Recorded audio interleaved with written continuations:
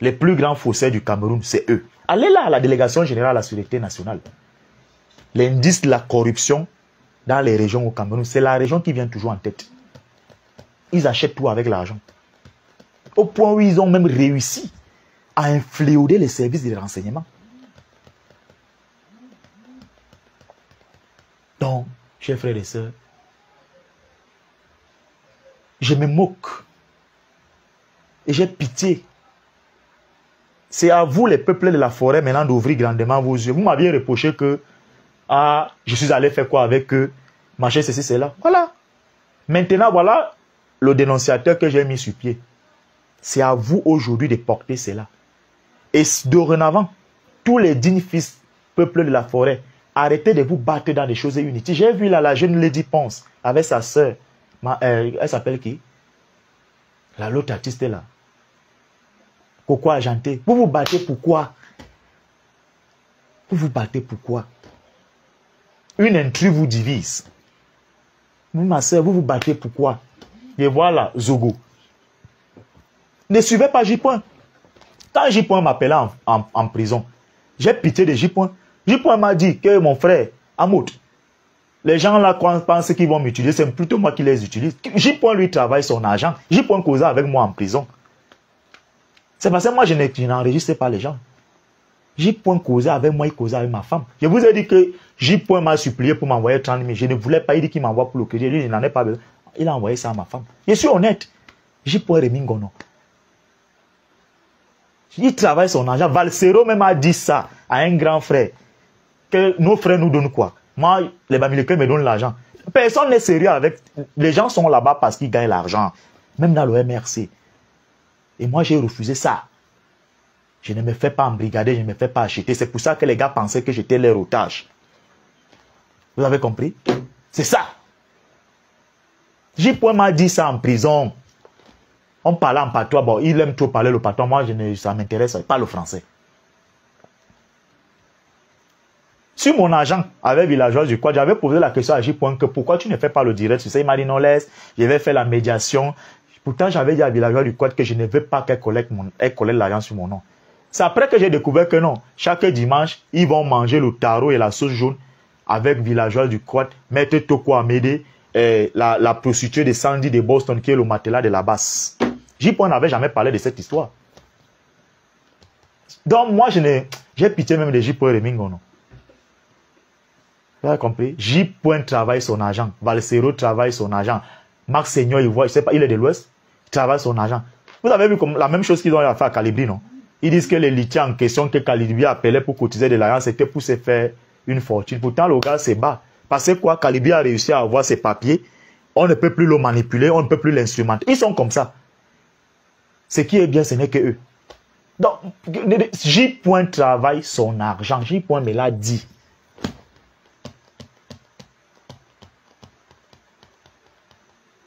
C'est parce que nos frères sont fâchés, parce que nos grands frères ne sont pas sérieux.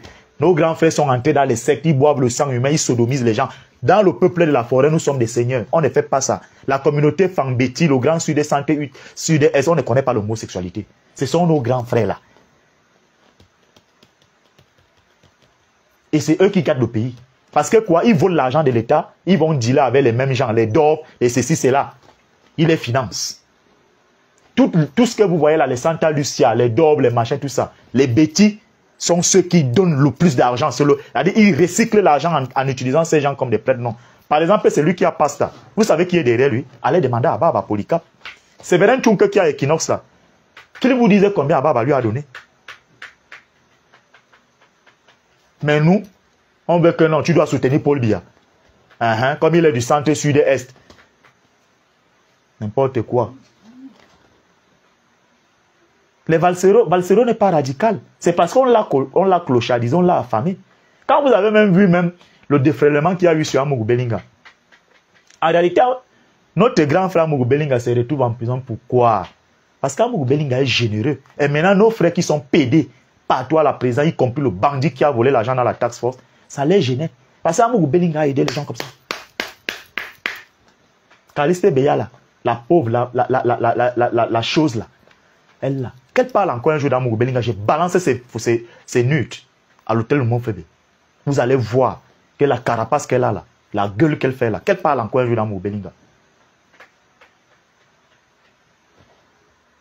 Elle harcelait le directeur général du cabinet, c'est quoi, le DCC, non? Directeur du cabinet civil. Il a été créé pour toi. C'est cette animosité-là qu'elle juxtapose sur Amour Belinga.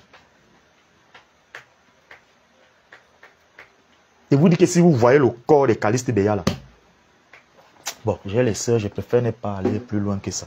J'ai vu, j'ai dit c'est ça là. Celle-ci, elle parlait d'Amour Belinga. Tu vois Mélicia. Tu vois même Maman Sarah. J'ai vu Caliste Beya là. Vraiment, hein. Laissez. Quand une personne est habillée comme je suis habillé là, les habits cachent beaucoup de choses. J'ai dit c'est ça. Et tu crois que le DCC allait coller sur toi? Ça là. Posez-lui la question. Pourquoi il marchait toujours avec les lubrifiants? À cet âge-là, Caliste Beya là, tu marches avec les lubrifiants, pourquoi? Parce que ça ne sert même pas là-bas en bas. Ne trompe pas les gens. Bah, tu vas venir avec le lubrifiant, c'est comme si tu veux faciliter quoi. Tu n'es rien. Tu parles d'Amour Belinga, c'est l'immeuble et Cancona, tu es Martinez. C'est là-bas, c'est l'immeuble du sang. Après, tu marches avec les lubrifiants dans les sacoches. Donc, tous ces gens-là, ce sont des gombistes. Ils travaillent leur argent. Donc, moi, tout ce que je peux vous dire, c'est que, chers frères et sœurs, c'est des misérables. C'est des gens que j'ai pitié de. Ils ne valaient rien. Vous avez compris? Ils ne valaient rien. Laissez-les débiter tout ce qu'ils peuvent débiter là. Ils ne valaient rien. Ils sont sous le choc parce que j'ai dit, je ne suis plus là. Je ne suis plus là. J'ai fait ce que j'avais à faire.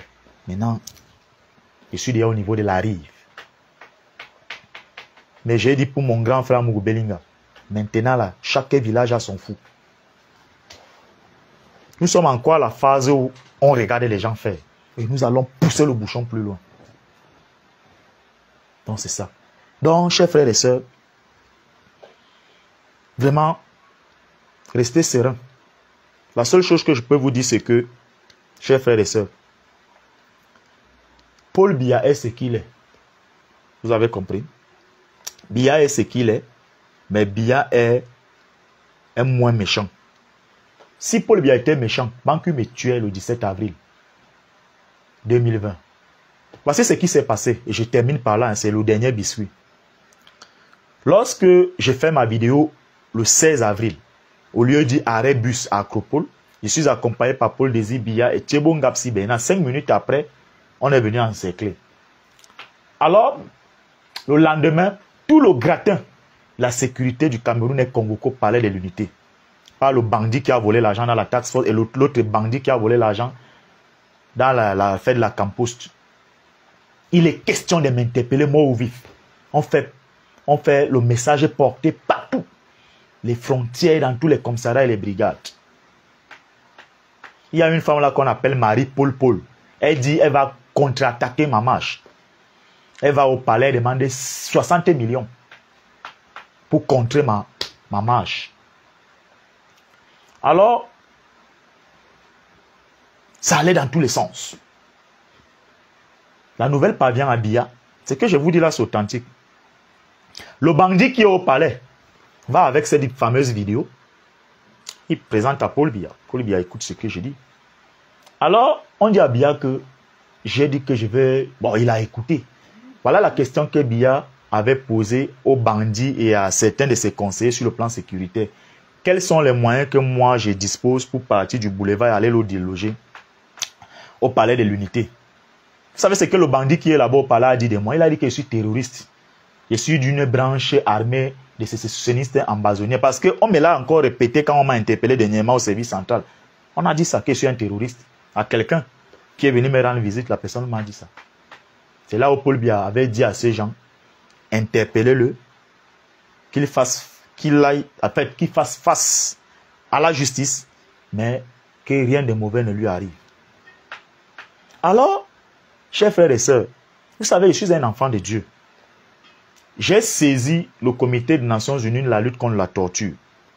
Et ça fait 6 mois que les Nations Unies ont saisi l'État du Cameroun en ce qui concerne ma situation pour qu'elle présente sa part d'éléments. Parce qu'ils ont là-bas ma photo où je suis imbibé de sang. Et le bandit qui est au palais,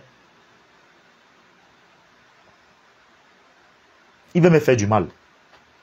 Dans les prochains jours, je vais m'adresser à l'Union africaine, le Haut Commissariat de Grande-Bretagne, le Haut Commissariat du Canada et l'ambassade des États-Unis.